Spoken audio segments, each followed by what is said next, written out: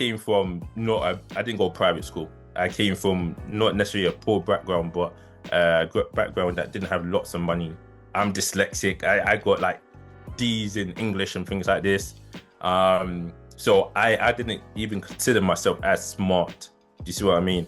So I always tell my friends from my ends and the people that I know as well, if I can do it, they can do it 100% because for me, when we talk about grades and stuff like this, they would have better grades than me. So the only difference was I learned that time, well, for me, I have a saying, time is the biggest killer of genius.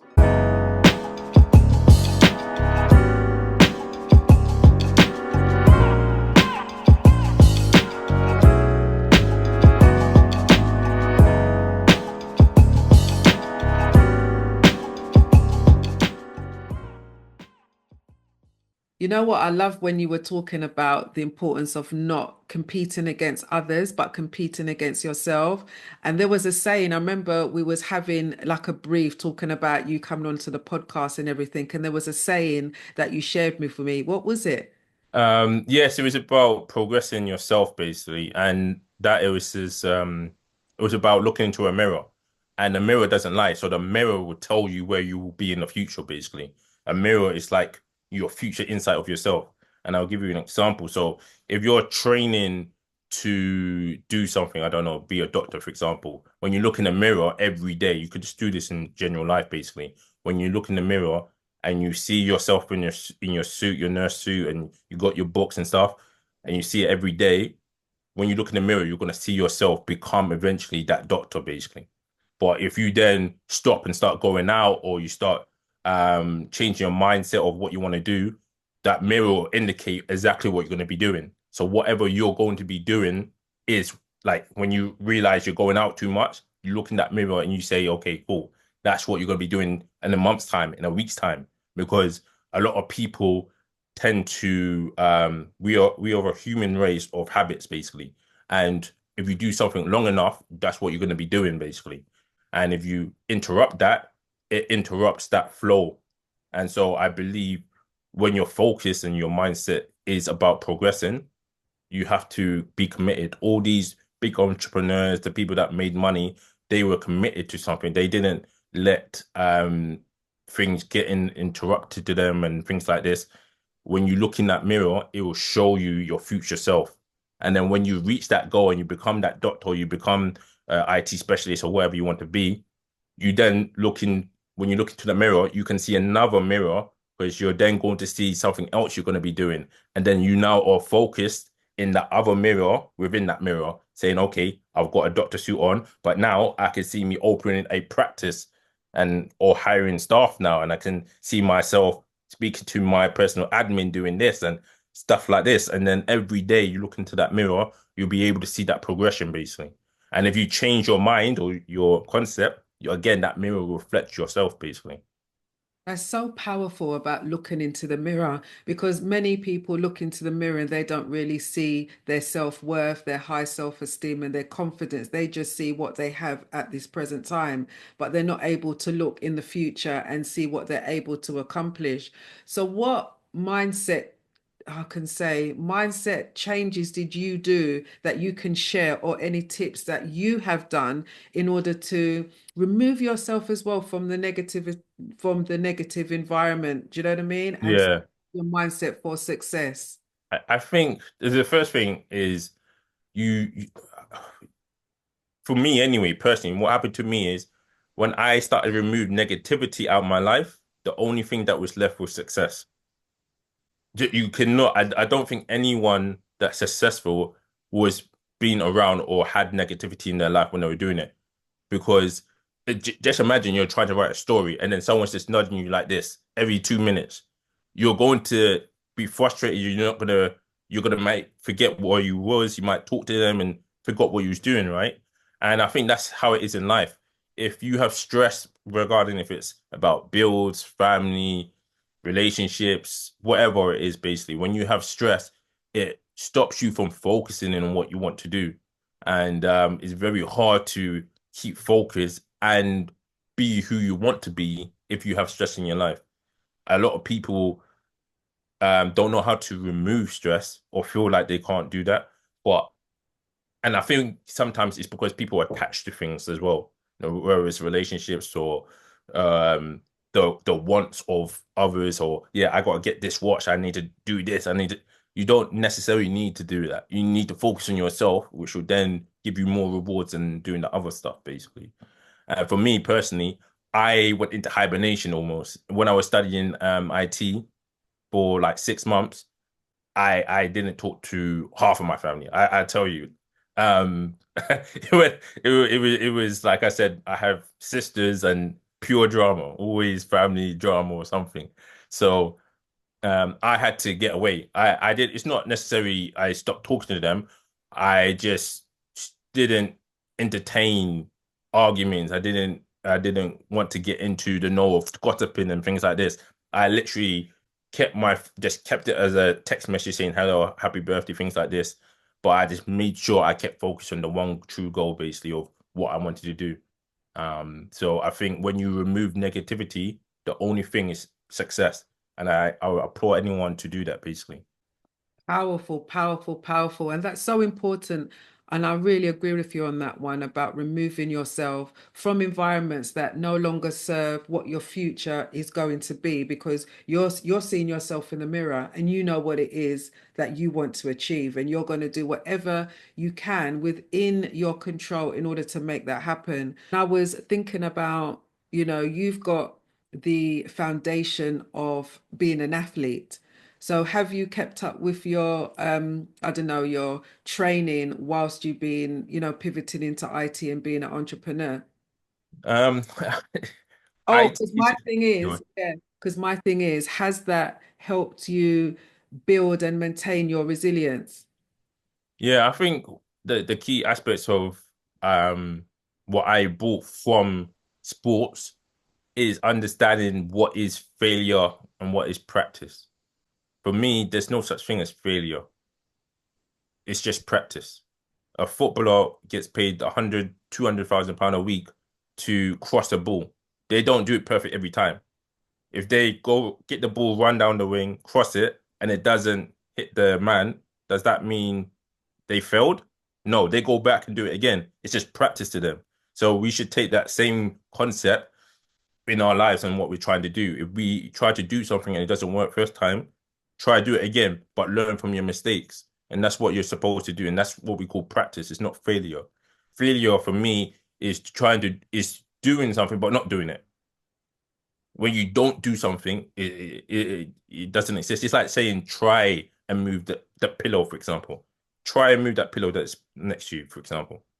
If you don't do nothing, that's trying. But if you physically get your hands on that pillow and move it, then you're actually doing it. You're doing the process. Trying is a made up word. Failure is a made up word. Even success is a made up word for me because people always come to me and say I'm successful, but I don't deem myself as successful because I know what I can achieve if in a few months and even next year, for example. Um, and if I said to you, what success for you 10 years ago, it would have been maybe what you're doing now. And if I said what's success for you now, it will be something different. So it's all relative, right? Um, it's I don't know who made up these words, but it's almost I deem it as negative words because people think either too big or too fast. And the things that are the best don't are not fast. It takes time to grow, and then you hone your skills, you hone your craft, and then no one can take that away from you. If it happens too quick and stuff like this, those are the times when you make mistakes and then you crash and burn, and it takes too long. It's just people they can't understand that concept sometimes, and so this is why words like failure and success and stuff like this is people take it to heart. Mm. I love the comment with regards to knowing that the journey that you're on and we're on is not a sprint, it is a marathon, and just to take your time, as well as you said, the importance of honing your skills, that you Yeah, can't become an overnight success within, 6 months type of thing. Some people can, but it's yeah. very few of them that are able to achieve that. But what advice would you give to somebody who wants is very eager and, wants success immediately. What advice would you share? So there's a few things. So the first thing is a thing I spoke to you about this before is be the universe listens. That's one thing I've learned. The universe will listen to you if you focus and progress into what that is. And so you have to be very specific. I hope I'm saying that word correctly, by the way. And what I mean by that is, I'll tell you a very funny story. I was listening to mantras, and they were saying if you say things 3 times or enough times, it will come true. So I don't know. It must have been many years ago, a few years ago. So I was like, okay, let me try this. So I was like, okay, for the whole month, I'll win the lottery. I'll win the lottery. I'll win the lottery. I'll win the lottery. I was like vigilant in my head every day, things like this. So I must have bought 10 tickets for the Euro lottery or something. And I was like, yeah, I'm going to win the lottery. I'm going to win the lottery, right? Even increase my odds, right? So then the lottery came and I was like, oh yeah, shit. What was the result? So I checked all my tickets. And then I was like, yeah, I won the lottery. And I was like, wait a minute, I won £2.50. And, and I was like, wait a minute. When I said to myself, I actually said what I want. I got what I wanted. I won the lottery. I didn't say I wanted to win the Euro jackpot. I didn't say I wanted to win millions. I said I wanted to win the lottery, and I did. So then I said to myself, "It's only I have my only self to blame, right? You have to be very specific with what you actually want. When you say you want to get a job, someone can give you a job, and it might be the shittest job you want, but you wanted actually a big job with a big paycheck. Do you see what I mean? So sometimes you have to be specific with what you want and how you're going to achieve it to get your goal. So I think that has to be the first point in understanding how to achieve something. The second is in terms of longevity and getting things quick, it's very hard to get something quick because if it was that easy, everyone would be doing it. And so you need to think not long term, but you need to understand how something will work for you in perspective of someone else. Because if you see someone else has got it, you don't know how long it is. You don't know how long they've had to suffer to get to that job. You just see it now. And so you need to understand, okay, did they have contact? Did they have network? Did they have money? Do I have that? You need to understand the differences between yourself and them and work out realistic goals. Don't work out the end goal, work out something that you can achieve. And because that links to being um removing stress out your life. Because when you think about the long end goal and you're here and you're not there, that's very stressful. But if you say, okay, I'm going to meet 2 people in that industry, and you go to a network meet and you meet 3 people, that's success. The next goal is, okay, let's have a meeting with 2 people and find a mentor. Okay, I met 5 people that day. I got one mentor now. Success. So you make small things and give you more success, you feel more successful. But if you try to work out a big goal that's unachievable in what you deem as a short space of time, then you're gonna feel yourself having more stress because you haven't met that goal and you get negativity. And then you feel like, oh, I'm never gonna do it, I'm gonna quit, things like this. So you have to, again, it's similar to what it ties into the mirror thing, right?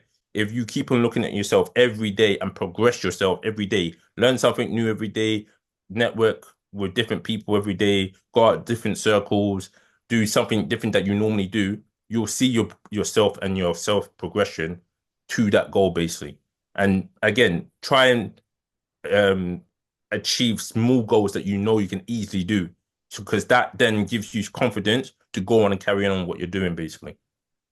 That's really good advice because it's so important to write down SMART goals, isn't it, as well, Yeah. And I also feel that when you were talking about making sure you have small achievable goals, for me, that's success. As you said, if you wanted to get a mentor and you met 3 mentors, that is a success. Yeah.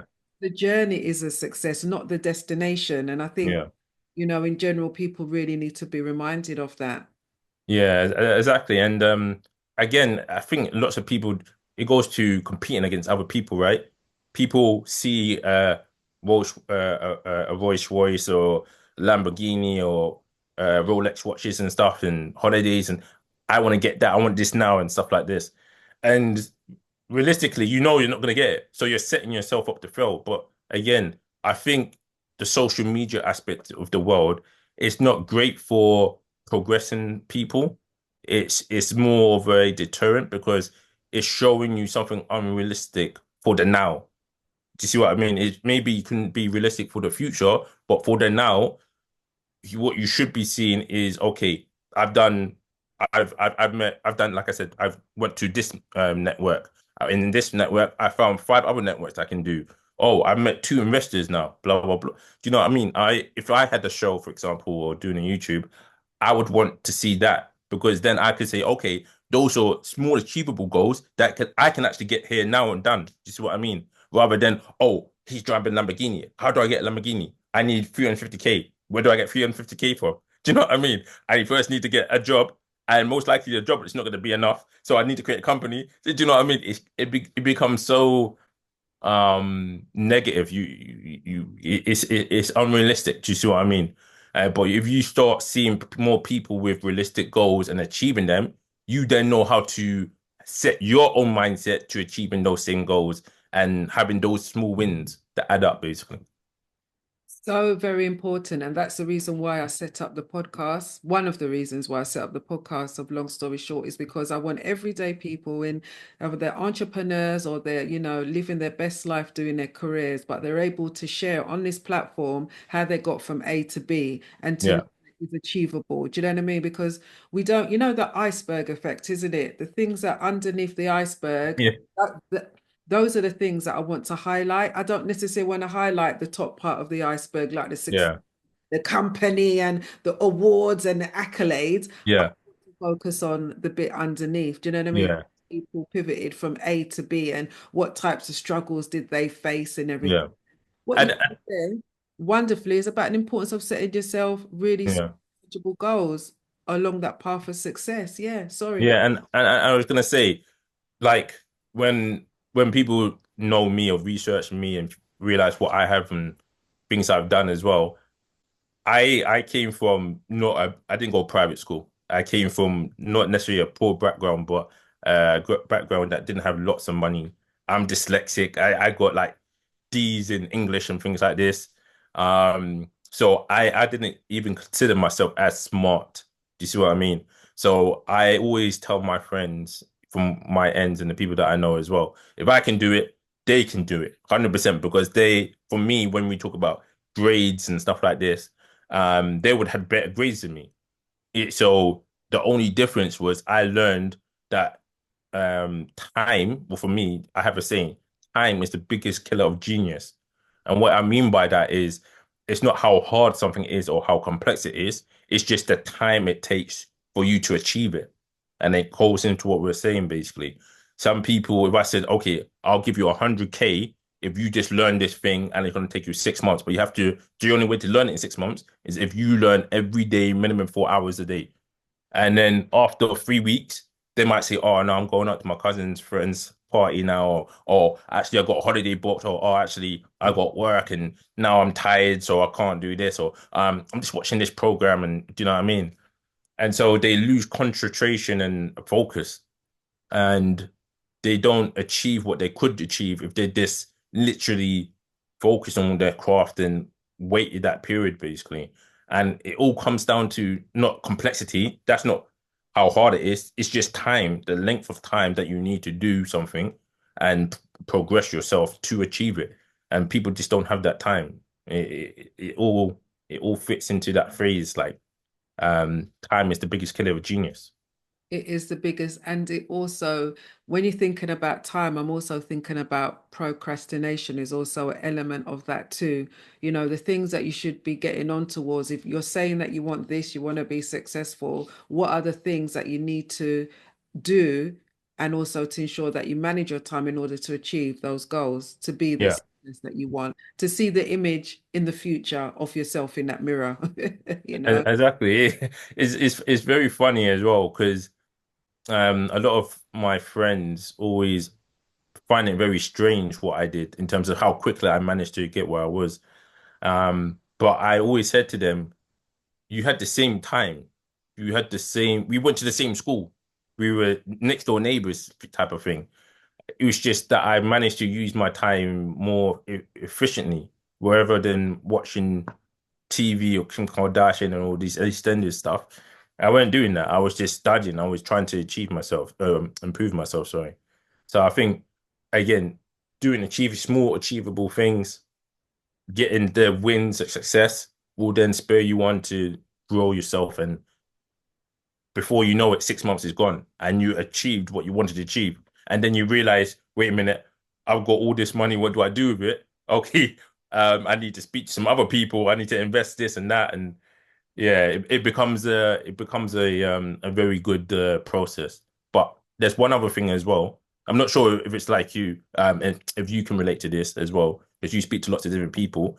But I feel and I find that people will only commit to that lengthy period if they get what they want first. What I mean by that is, if I drove my Lamborghini and picked up my friends and they drove the Lamborghini, and I said, yeah, it would take you a year to study this and get, then you can achieve that, then they would do it. But if they didn't drive that Lamborghini, they wouldn't do it. Do you know what I mean? If they didn't go into a house with a swimming pool and all this other stuff, um, then they wouldn't save up to get a big house over a small house. You see what I mean? I think sometimes people want the reward first to feel like, oh, yes, I can do it, rather than, oh, I'm gonna save up and then try to do it. So I don't know how it is with you. Do you have that same Yeah, I think that friends? people are lazy, and yeah, I think that people are generally quite lazy in terms of they say that they want to achieve a goal, but they're not willing to put the work and put in the effort in order to make that happen. I Yeah, mean, I wanted to do this podcast. I'm not going to see myself having this podcast. Well, I see myself having a podcast already. I've yeah, put together my vision board with the podcast and the key themes that I want to achieve, which have come to fruition. But I am not really driven by having it first because it doesn't work that way. I know that I have to put in the effort, managing my time effectively in order to make something happen. And there's like 1% of people that will do it, and the 99% of people are not going to do it. So I'm trying to make myself to be that 1%. yeah, It is a challenge. Do you get what I mean? But yeah, yeah, push on through, have that determination. Also, surround yourself with the right people. Sometimes I do exactly what you said in terms of removing yourself from your environment so that you can really key and focus. But it's impossible to have the thing that you want to aspire to before you get it. It doesn't yeah, way. exactly. It's about what money is, and how it actually works. I think people's concept of success will change as well. And what I mean by that is, like, what I've experienced as well when I was maybe 8 years ago, a few years, many years ago back. There's no difference between someone, because I even worked when I was growing up, worked in retail, and like I worked in like Adidas and stuff. Worst place ever to work. Well, I can't actually say that before I get sued or something, but yeah, it wasn't a nice place for me anyway. But yeah, there's no difference between when I worked in Adidas and when I was getting, like, if someone were to get 100K, for example. What I mean by that is, like, say Adidas person, say you're getting like doing full time, you're getting a grand a month or something after taxes, and then 100K working, you're getting tax. I think I think you might be getting like 5.5K, 6.5K, something like this. Let's just call it 6.5K or something, right? After taxes. Because taxes is a bit naughty after 50K. Yeah. So, say you get 6.5K, you then obviously you're not going to drive a shit car. So you're going to either lease a car or buy outright. Most likely you're gonna get a lease, right? So again, let's just call it £800 gone out your account straight away. You're down to, let's just say 6.5, so you're down to 5,800. Then you're gonna either have a nice luxury apartment or a house. And the house is not gonna, if you're on 100K, you're not living in a flat, you're living in a nice house. Or if you're living in a flat, it's very luxury, like Chelsea or something, right? So you're looking at minimum 800, 900K or something like that, right? To get to buy it, you need, what is it, 20%. 20% is 160K. You're earning 6.5K. Um, how many months do you not have to eat to save up to get 160K. Do you see what I mean? Or even if it's 10%, it's 80K. How many months do you have to starve yourself like you're working in retail in Adidas to to get that to achieve that goal? And once you achieve that 80K in cash to get deposit, plus you will have to also have some other money for legal fees and blah blah blah. That money's gone. You got the flat loan, but your money's gone. You're on zero now. And that person in retail is also on zero or have a little bit of change left. So you've got something, but you no longer have that cash no more. So it's gone. It doesn't matter no more, right? So then you have to pay your mortgage. So your mortgage, let's say you got the thing, your mortgage, I don't know, it's let's say 1,500, 2,000, right? So that's 2,000 gone from five is 3,500, right? Then you got food, electricity, bills, all of this stuff. Let's say that's a grand gone. You're on 2,500 now. And it just keeps on going. And to the point where at the end of the month, you'll probably have maybe 1,000, maybe 1,500 left max. And that's if you don't go out. Because if you go out and you're earning 100K, and especially if you have the man them around you, you go on table, it's gone. Forget about it. Forget about it. You go out one night, you don't see them again until the next month. Do you see what I mean? Because the money's gone. And if you have a girlfriend, you're taking her out all the time, right? It's gone. You got kids? Oh, forget about it. Forget about it. Like what's it called? Nursery? Wow. Wow. That's another story in itself, mate. Do you know what I mean? That's it has its own government budget there in itself. Do you know what I mean? Tax upon tax. So again, 100K is literally similar to earning 1,000K a month in retail because at the end of the day, you want to perceive yourself as earning being luxury or having more better things, and they cost more. So therefore, you're going to spend more, and then eventually you realize, shit, I don't have any more money. I have to wait till next month, and you're just living off the wage almost. Um, and unless you have a mindset of to live broke still, but most people don't. So again, that concept of having lots of money, when you do eventually start growing in money and having lots of money, you realize the things that actually I wanted when I was broke. If I do it, I'll feel broke.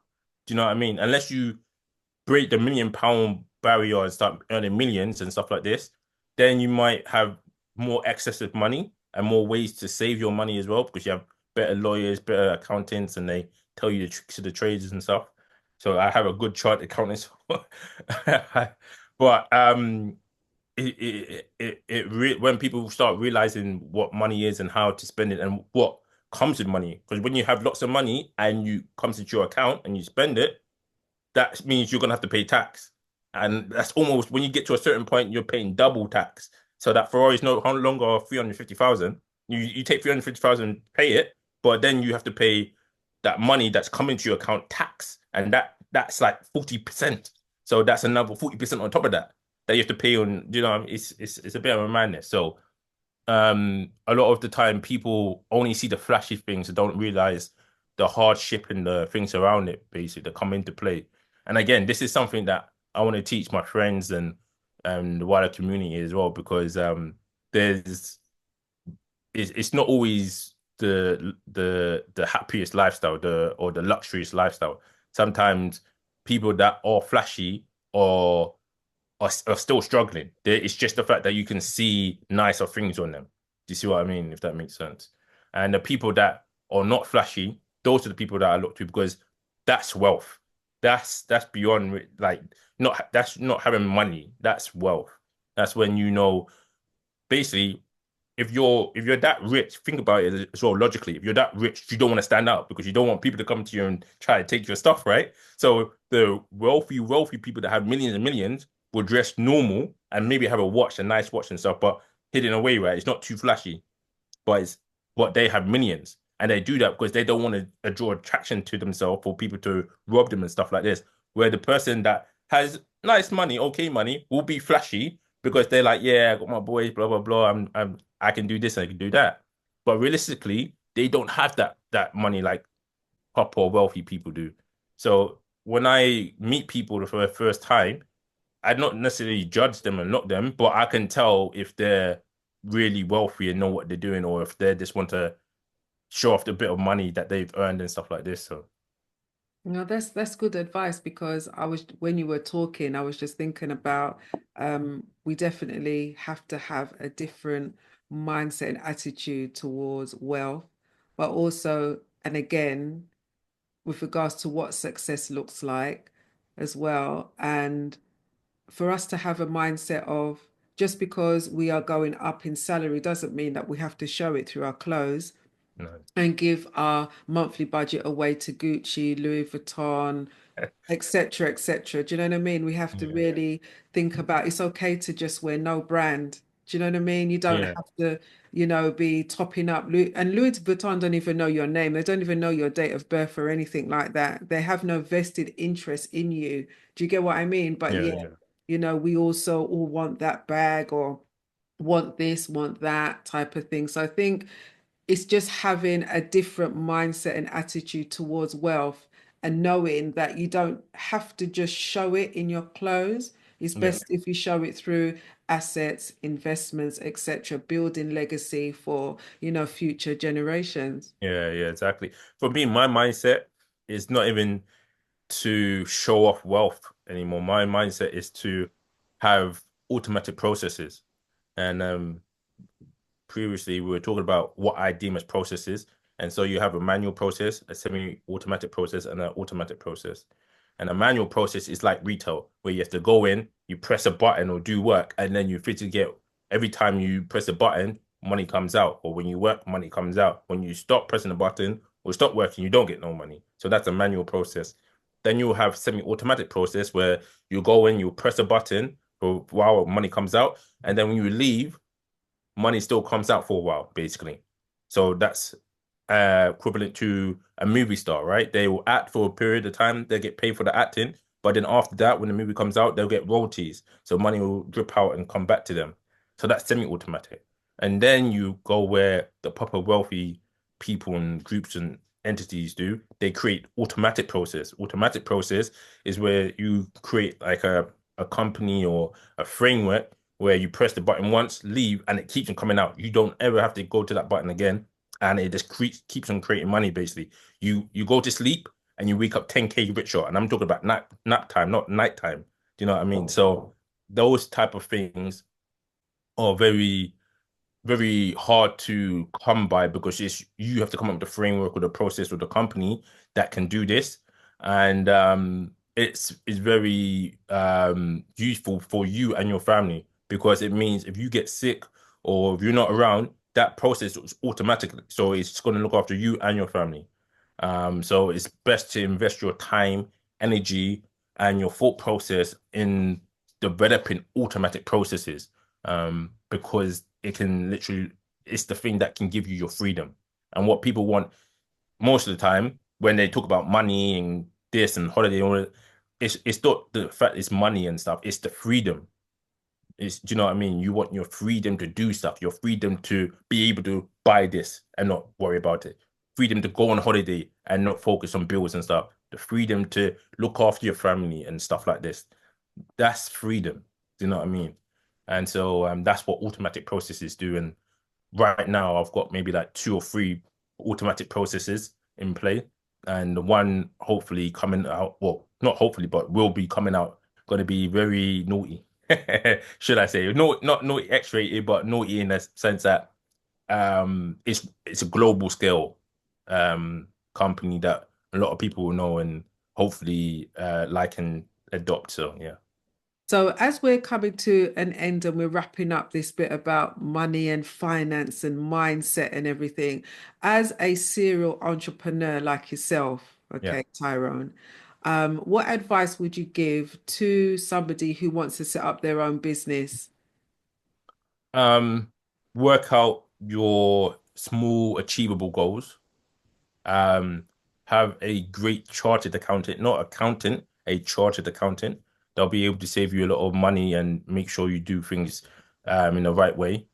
And make sure you hone your craft.